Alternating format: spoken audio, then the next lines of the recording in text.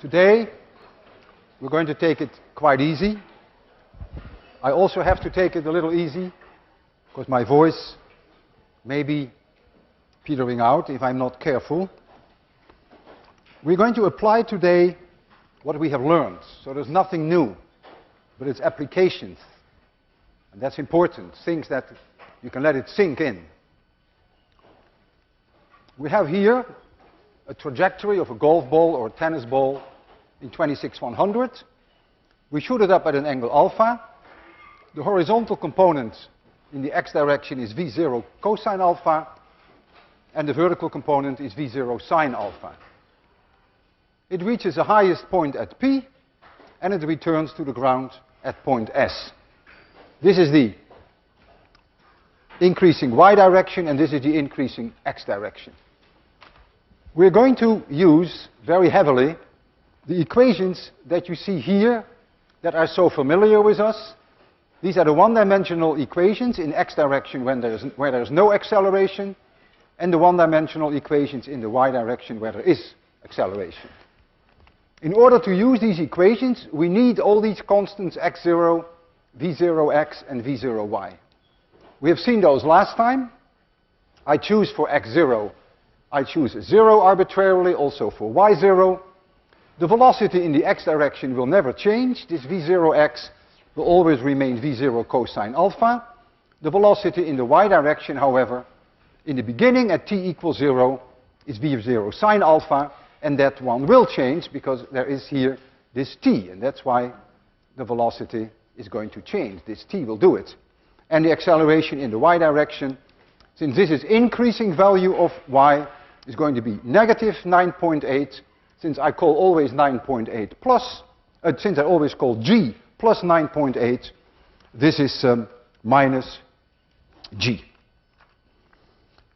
I now want to ask first the question that you may never have seen answered: what is the shape of this? Well, we can go to equation number 3 there, and we can write down, this is equation number 3, that y, as a function of time, equals v0 yt, so that is v0 sine alpha times t, minus 1/2 gt squared.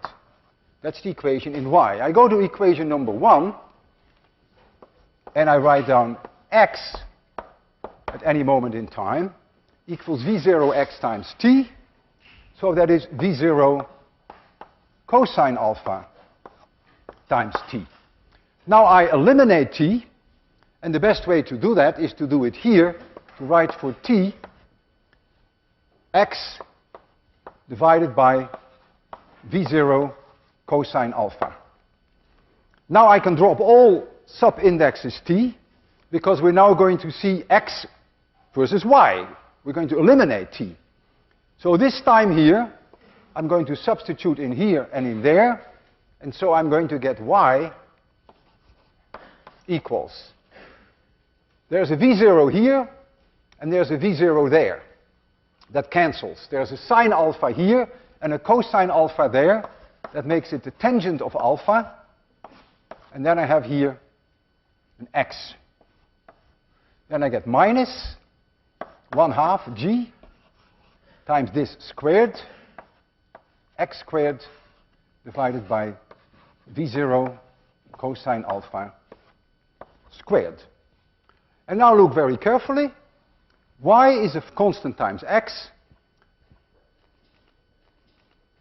minus another constant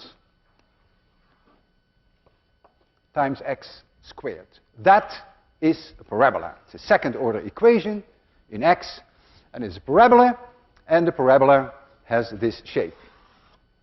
So you see now, by eliminating the time, that we have here a parabola.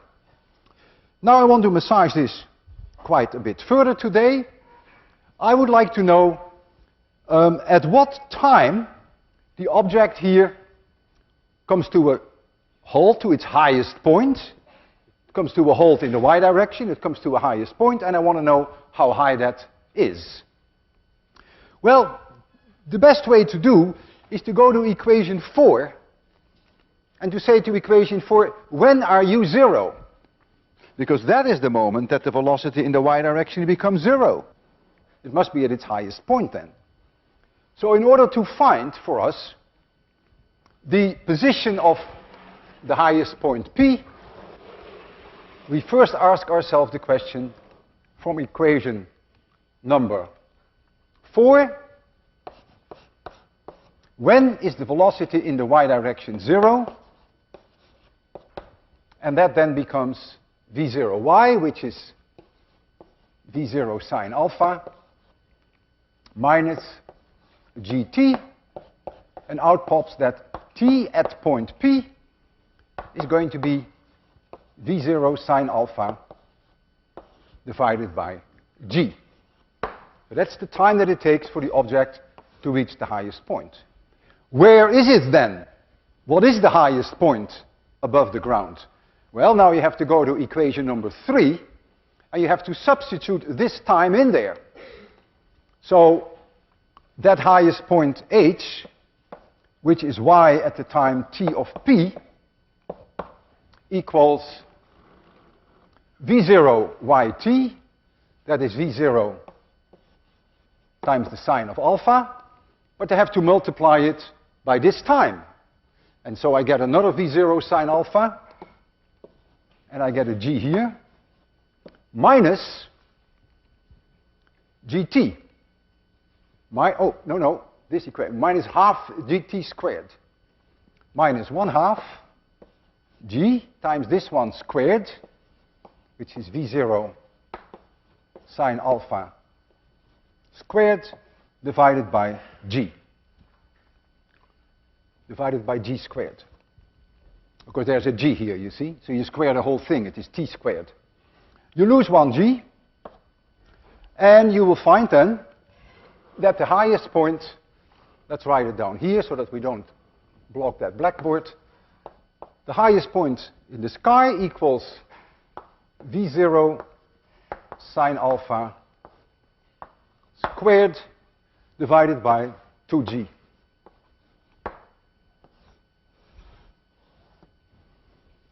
That is the highest point. Let's give that some color, because we may want to keep that. Is it reasonable that that point, that highest point in the sky, gets higher when v0 is higher? Of course. If I shoot it up at a higher speed, of course it will get higher. So it's completely intuitive that v0 is upstairs. If I increase the angle from a small angle to larger and larger and larger, is it reasonable that it will get higher? Of course. You all feel in your stomach that the highest possible value you can get is when you make alpha 90 degrees for a given velocity. That's the highest it will go in the sky. So clearly this is also very pleasing. If you did the experiment on the moon, with the same initial speed, it will go much higher. So you're also happy to see that this g here is downstairs. So that makes sense. At what time will the object be at point S? Now there are two ways that you can do that. You either go to this equation, number 3, and you ask equation number 3, when are you 0? It will give you two answers. It will say, I'm 0 here at this time, and I'm 0 at that time, and those are the two times that you want, and this is the one you pick. That's perfectly fine. I think there's a faster way to do it, and that's the following. This is a parabola, so it's completely symmetric about the vertical, about P. So to climb up from O to P must take the same amount of time as to go down from P to S, and so I claim that the time to reach point S must be twice the time to reach point P, and therefore it's going to be 2v0 sine alpha divided by g. But now we want to look again whether the v0s and the sine alphas have the right place. Indeed, if I increased the speed, I would expect it to take longer before it reaches S. If I give it a larger speed, it will come out farther, and obviously the time will take longer. If I do it at a higher angle, it will also take longer. And if I do it on the moon, it will also take longer. So this makes sense. These equations are pleasing in terms of the way that V0 and sine alpha appear in the equations. But now comes an important point which I'm going to use throughout this lecture. I want to know what OS is. The distance OS. I shoot it up and it hits the floor again. What is that distance that it travels? Well, for that, I need equation number 1. It is V0x times the time. And V0x is V0 cosine alpha. So we get V0 cosine alpha times the time to hit it. That is 2V0 sine alpha. So I get a 2 here. I get a sine alpha. And I get a G here. And I have another V0 there. And so the answer is V0 squared times the sine of the double angle. Remember, 2 cosine alpha sine alpha is the sine of 2 alpha divided by G. And this is OS. And I'm going to need this a lot. This reminds me not to remove it. Now, I sort of wonder, and you should too, why is it that the highest point in the sky has a V0 squared, and why is the farthest point also, why does it also have a V0 squared? There must be a way that you can reason that. Why is it not just V0? Why is it V0 squared? Well, I'd let you argue about the highest point, and I'll give you a good reason for the distance, OS. Don't look at the equations. Just simply think for a change. Don't look at the equations. I double the speed. If I double the speed, then it's quite reasonable that the time that it takes for the object to reach the ground will double. But while the time that it flies has doubled, the horizontal velocity has also doubled. And so the distance that it will travel in horizontal direction is 4 times that. Twice because the time has doubled, and another factor of 2 because the horizontal component has also doubled. So that's why you see a V0 square there. It's completely pleasing. This tells you immediately that if you want to throw a ball as far as possible, people who play baseball know that, you should do it at 45 degrees. Because if you throw it at 45 degrees, then this angle 90 degrees, and that is 1. Now, of course, in reality, a baseball player knows better. They give effect to the ball, they deal with air drag, they spin the ball, and then these equations are not valid. This is only in case we deal with vacuum. I now would like to test some of the results that we have here, that we have worked out here. I'm going to shoot a pellet, a metal ball. I'm going to shoot it at various angles. 30 degrees, 60 degrees, 45 degrees. And I'm going to make a prediction, if I shoot it up from there, where it will hit the table. A measurement is meaningless without knowing the uncertainties. So that's the first thing we have to deal with. The first thing I want to know is, what is the velocity of this bullet when it comes out of the spring? And does it vary if I do it 3, 5, 6 times in a row? It's not a $20,000 spring gun, so it is likely to vary. And the way I'm going to do that is as follows. If I shoot an object vertically up, that is the maximum value that it can go. So when alpha equals 90 degrees, then the sine of alpha is 1, then the height is v0 squared divided by 2g. In other words, if I measure the height, if I shoot it up vertically, and you can measure that for me, you will see how I'm asking you to do that, then we can calculate v0 squared. So the first thing I want to do is to shoot it up vertically, and how are you going to help me to tell me how high it is? That comes easier than you think. The top part, we'll remove this. The top part of this stick is 3 meters, the top mark. That very top mark is 3 meters. And all I want you to tell me whether it is yay much above or yay much below. And then we'll estimate that yay much, and then we'll make a guess. And I'll do it twice. So if you're ready, make sure that you can distinguish between above and below. Makes a big difference. Yeah? Okay? 3, 2, 1, 0. Okay, was it higher or lower? How much? This much? Do we agree? Let's say 5 centimeters, right? We're going to allow for an uncertainty. I'll do it again. I want to see how well it reproduces. 3, 2, 1, 0. Lower. Higher. So it was 10 centimeters, 5 centimeters higher, so we'll take 7. So we will make 7 and we'll have to allow for an uncertainty. So H max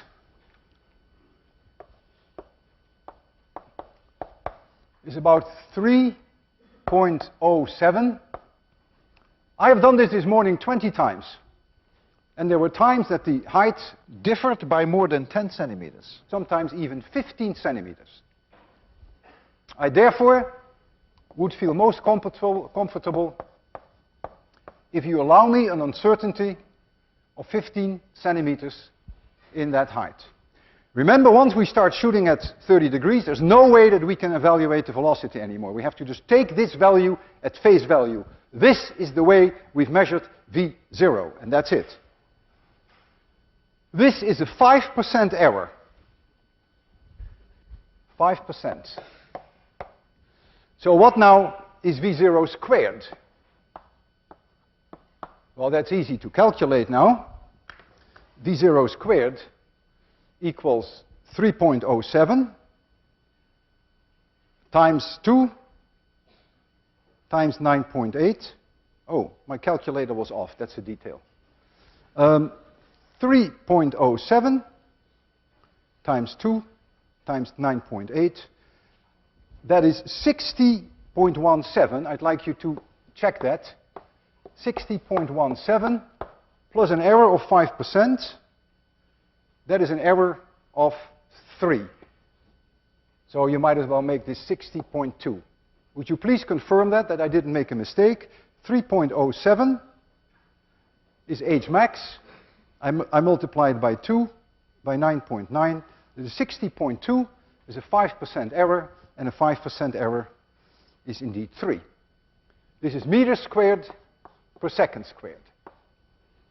I don't care what v0 is, because if we're going to measure OS, all I need is v0 squared. And if you at home are going to calculate what the height will be at the various angles, all you need is v0 squared. So I'm not even interested in v0. I'll just stick to v0 squared, and v0 squared will have exactly the same uncertainty.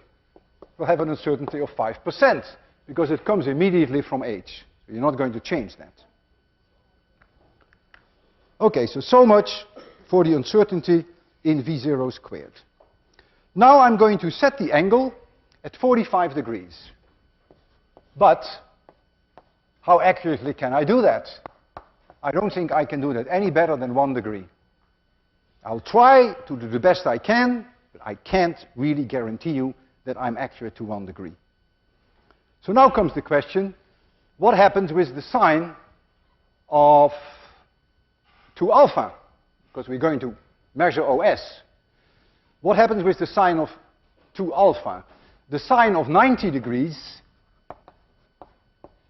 is 1.0000.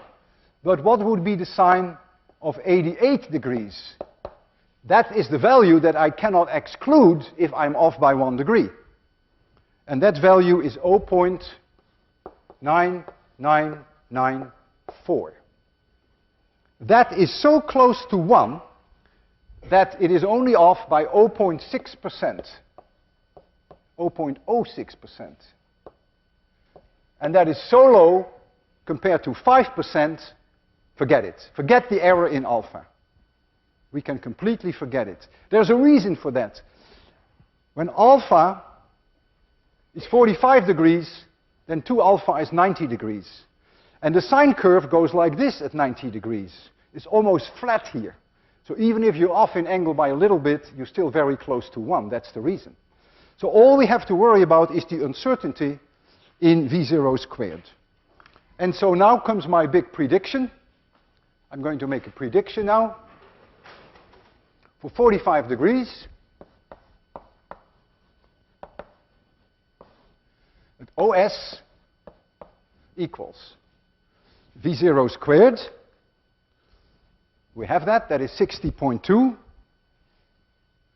And we have the sine of 2 alpha is 1, and we divide by 9.8.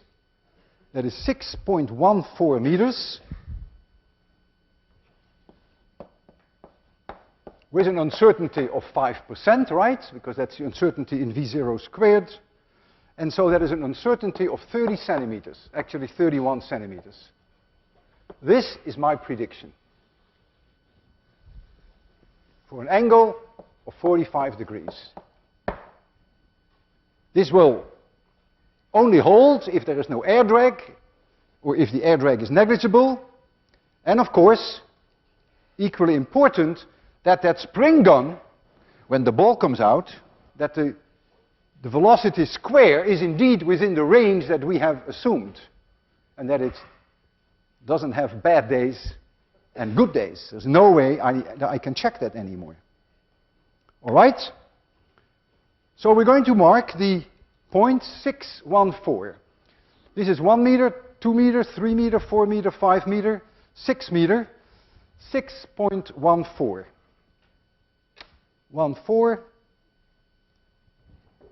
14 centimeters. My God, it's all the way here. And then I allow for an error of about 30 centimeters. Did I do that right? That is correct. 45 degrees, a 30 centimeter uncertainty. That is all the way up to here. And then the next one, roughly 30 centimeters. So that's where, if our calculations make sense, that's where the ball should hit. Now I would like you to come here, if you don't mind, and stand here. And the moment that that ball hits, point your finger at it. Don't do it before I shoot, but just after I shoot.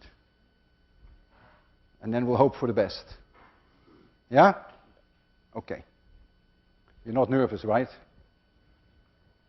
What happened with that ball that I had? Did I put it in my pocket? Oh, it's here. Thank you. So I'm going to set it now to the best I can at 45 degrees.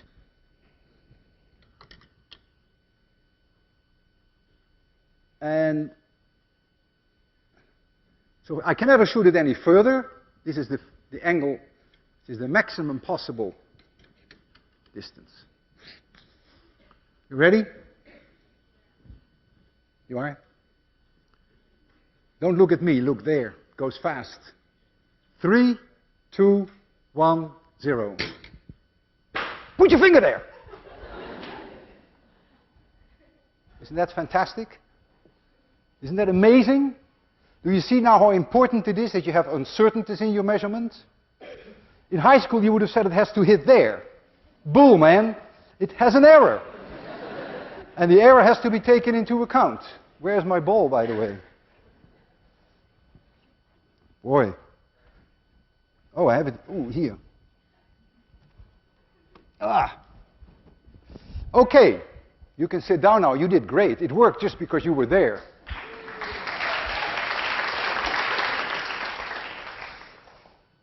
So now, I wonder what happens if I fire the ball at 30 degrees.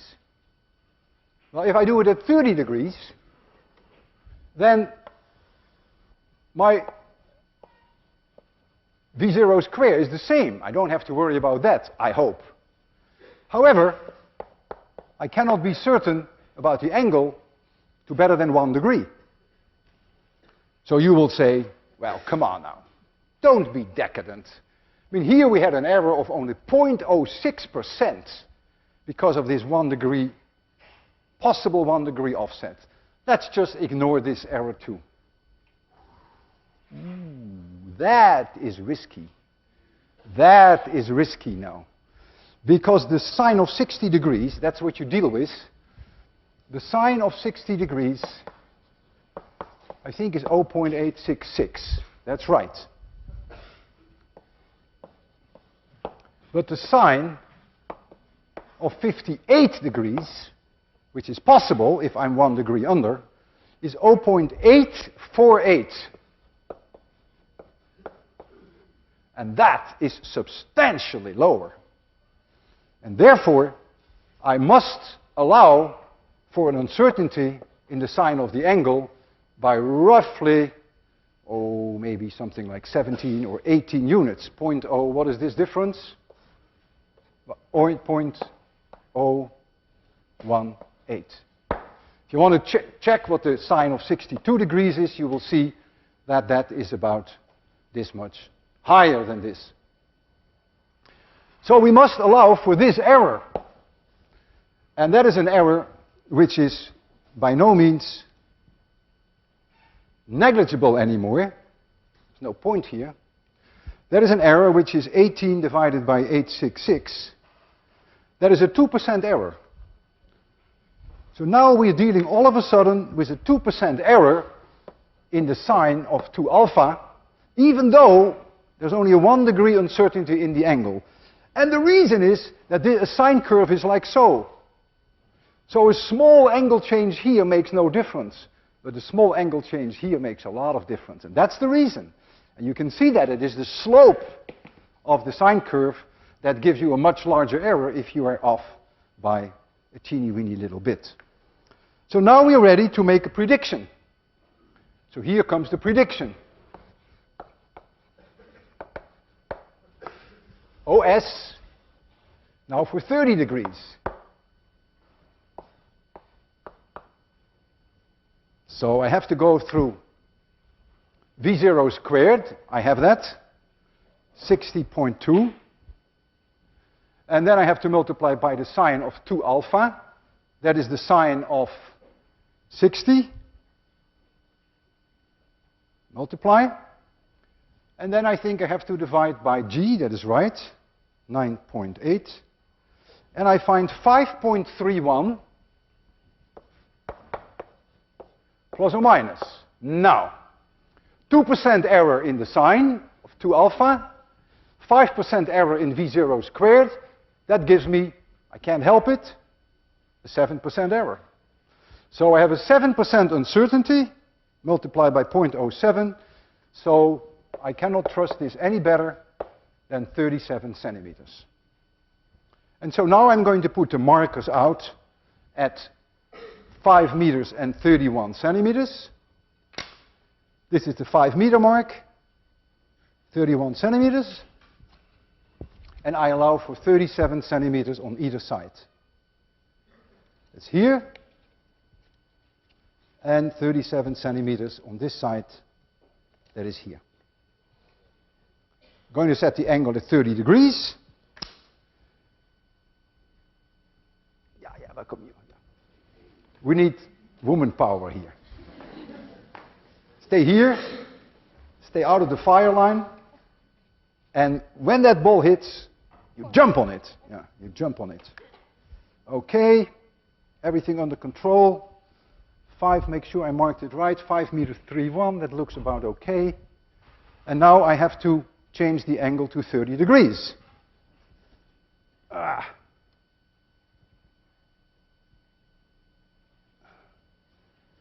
Okay, it's as close as I can do it. Okay, you ready? You are? 3, 2, 1. Ah! Hit the jackpot!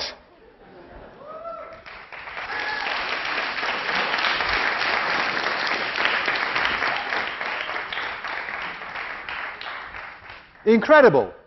What you can argue now, and successfully, you could say perhaps you have been a little bit too conservative on your errors, and I admit that. But believe me, when I did this morning this 5-6 times, that the error in V0 was quite substantial. The height differences were sometimes 15 centimeters, and so I had no choice. But it looked like we were a bit on the conservative side. Suppose now I repeated this experiment at 60 degrees. What will change?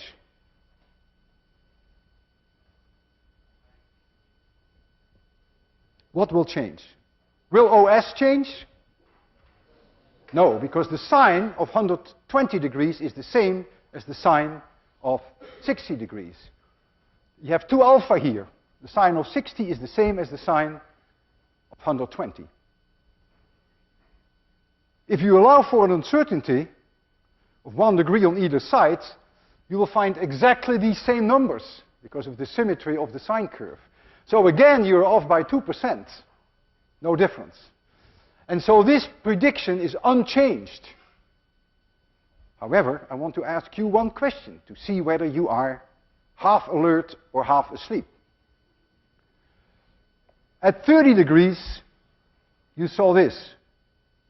At 60 degrees, giving it the same initial speed, you will see this. It will have to hit here within the uncertainty of our measurements at the same location. It will, of course, go much higher. You can calculate that because you will have to use this for the equation for the height. And that goes with the sine of alpha. The sine of alpha for 60 degrees is way higher than 30 degrees. But now comes a question, will this trajectory take longer than this one, or will they take the same amount of time? Who is for the same amount of time? Who is for longer? Who is for shorter? Okay. I'm happy with one set of fingers and unhappy with another set of fingers. What is the horizontal velocity of the golf ball when it takes off? If the velocity is the same in both cases, can't you see that this horizontal component is way larger than this horizontal component? And if they travel the same distance, then this trip must take longer.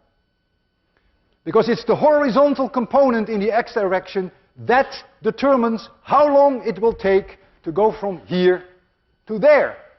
Suppose I shot it straight up. How long do you think it will take to hit here? It has no horizontal component.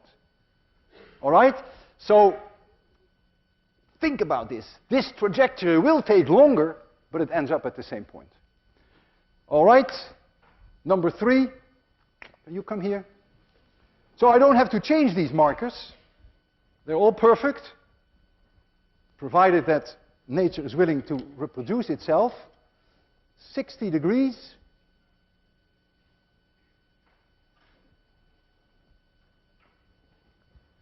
So we'll go way higher, but if all goes well, it should hit within the same marks. Ready? 3, 2, 1, 0. Here, man. Yeah, here, right? Thank you very much. Wonderful. Look. Maybe my uncertainties were not so dumb. We were just lucky here with the jackpot. It's comfortably within the error, but close to this one. So I'm quite happy that I took the uncertainties the way I did. Can we recover the ball? Did someone see it take off? Oh, yeah.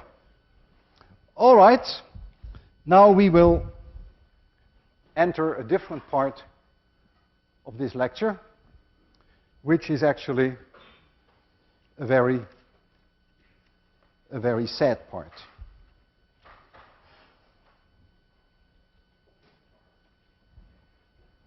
You know that people in Africa shoot monkeys.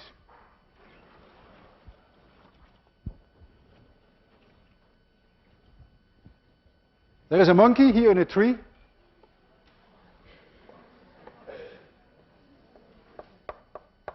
Very happy.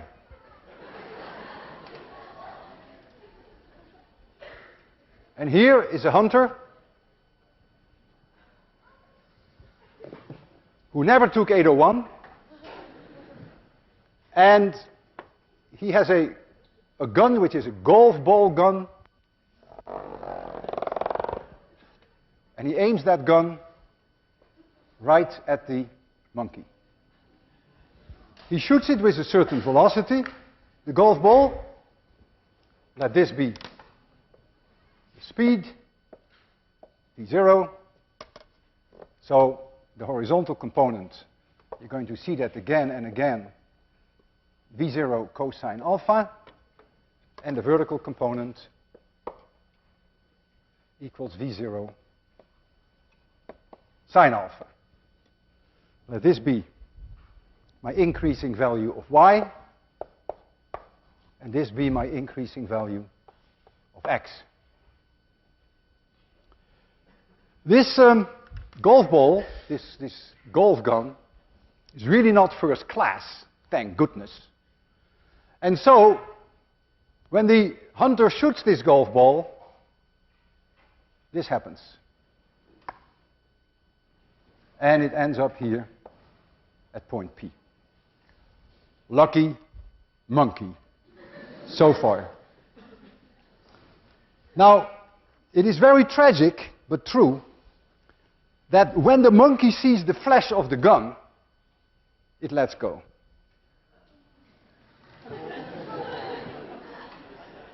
And now comes the question, is the monkey safe, or is this the last day of the monkey? I asked the following question. This would be the trajectory with no gravity, and this is the trajectory with gravity. We can both agree on that. At a certain moment t1, let us assume that the golf ball would have been here without gravity. Then I know exactly where it is with gravity. It must be exactly here, because the x position, xt1, is the same, because the horizontal velocity is the same. That's independent of whether there is gravity or not. There is no acceleration in the x direction. And so, they are both exactly at the same x position. What is this difference? Well, that is the difference between the equation with gravity and without gravity. And y, as a function of time, you can look at equation number 3 there, if you can still see it, equals v0y, which is v0 sine alpha, time t, minus 1/2 gt squared. Well, if there is no gravity, this term doesn't exist. So that's this straight line. With gravity, it's the same thing, but you have to subtract this. Therefore, this distance is 1/2 gt1 square. That is this distance, because this curve is lower by this amount. Now comes the time that the golf ball hits point P, when its position is xt2, and the time here is t2. That means if there had been no gravity, the golf ball would have been there, They must have the same position in x at this catastrophic moment. So what now is the distance between the monkey and the golf ball, the distance between the two trajectories, one trajectory no gravity, the other with gravity. This distance equals 1/2 gt2 squared for that same reason. And we all know that if the monkey at time t equals 0 let go, that in t2 seconds it will have fallen exactly over a distance 1/2 gt2 squared. Exactly. This couldn't be more tragic. And he will be killed. You may say, well, yeah, but you have manipulated the speed of that gun just so nicely. Oh no. Oh no.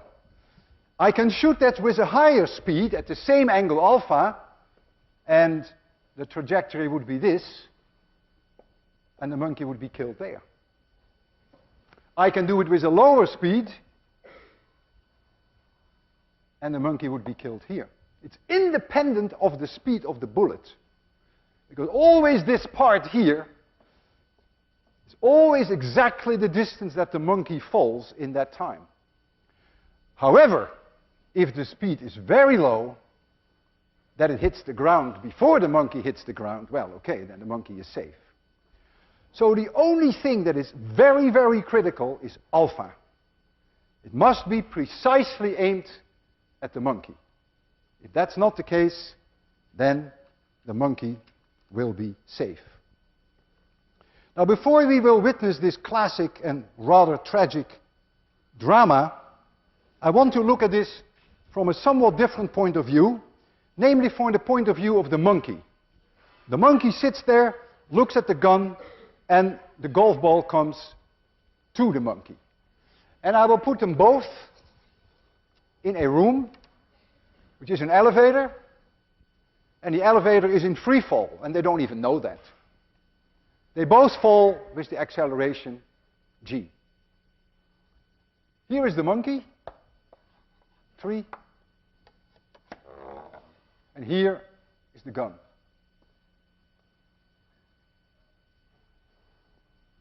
The velocity of that bullet is v0.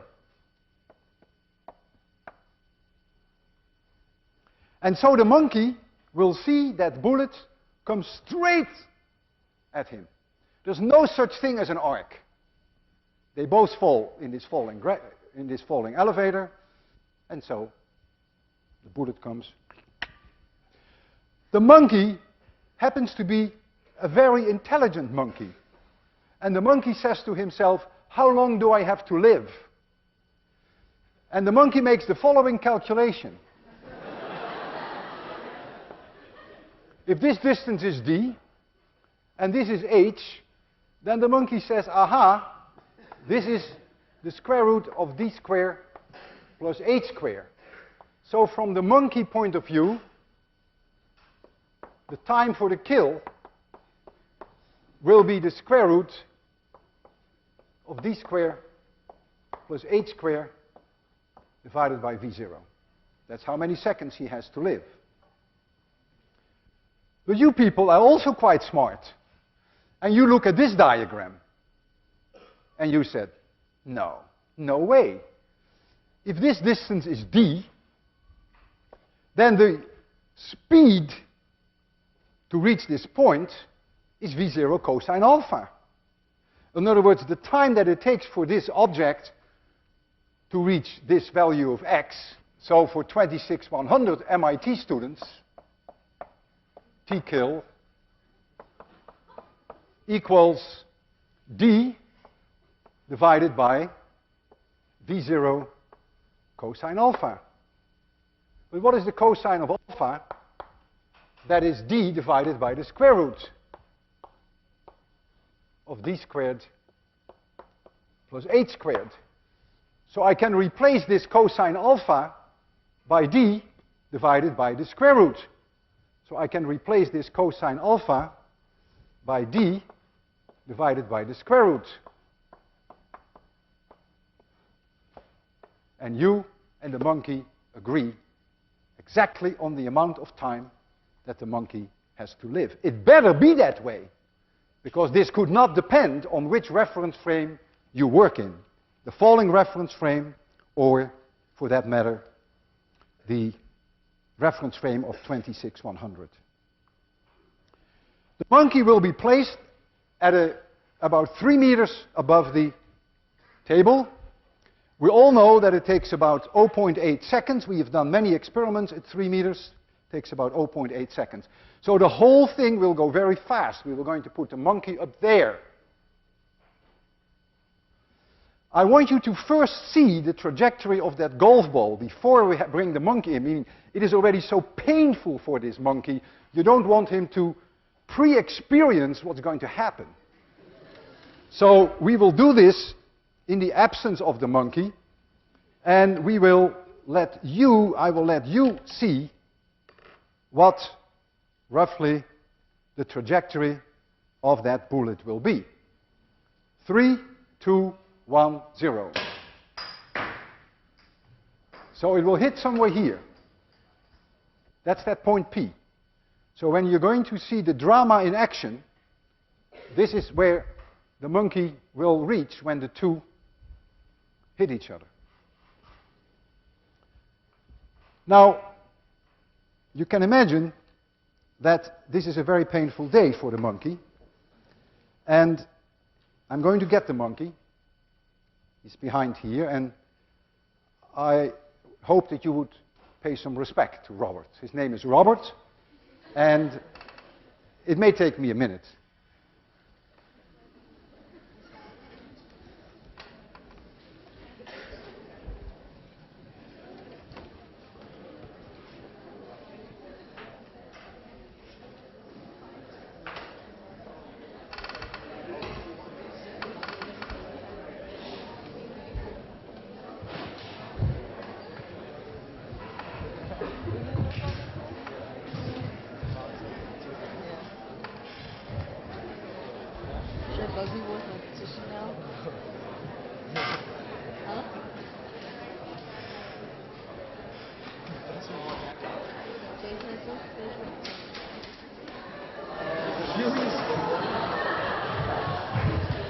Here is Robert.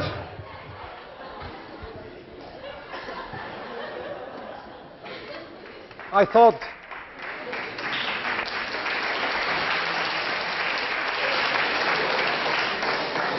thought it was appropriate to change for the occasion. I don't go on monkey hunts too often, but when I do it, I'd like to do it in style.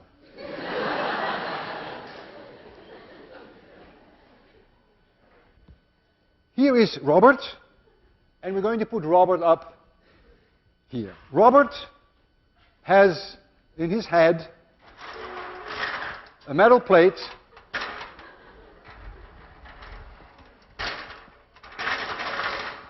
so that when we activate the electromagnet, that we can stick him on there, and when we take the current off, then Robert will fall. So this is the activation of the electromagnet.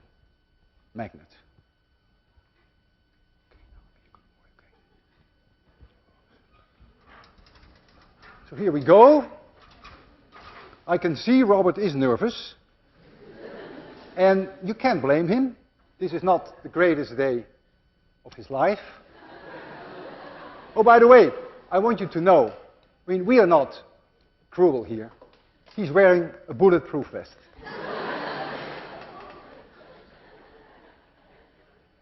Oh boy, I can feel he's shaking all over his body. He's very nervous. Robert, don't let go yet. Oh, let me show you. It's important that you know that we have done everything we can to aim this gun as accurately as we can at Robert.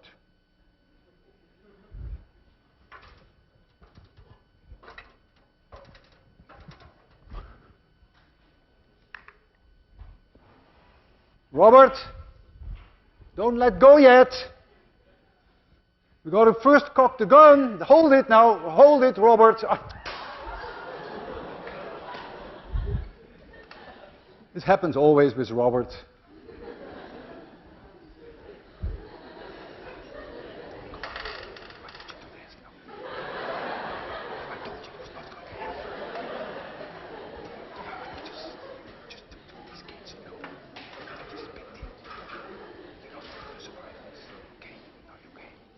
Okay, he just promised me that he will not let go again.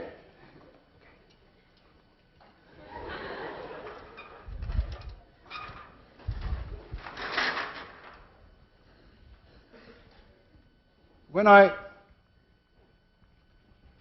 cock the gun, if I can find the golf ball, it's here, then the electric circuit takes over, and now the current will be disconnected when the gun is fired. Even I'm nervous. I admit it, you know. This is a terrible thing to do. Terrible thing to do. You ready? 3, 2, 1, 0.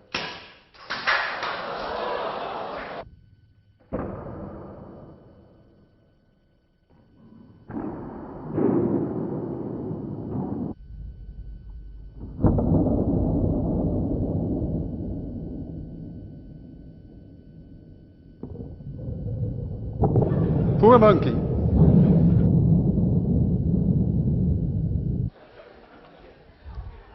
See you Friday.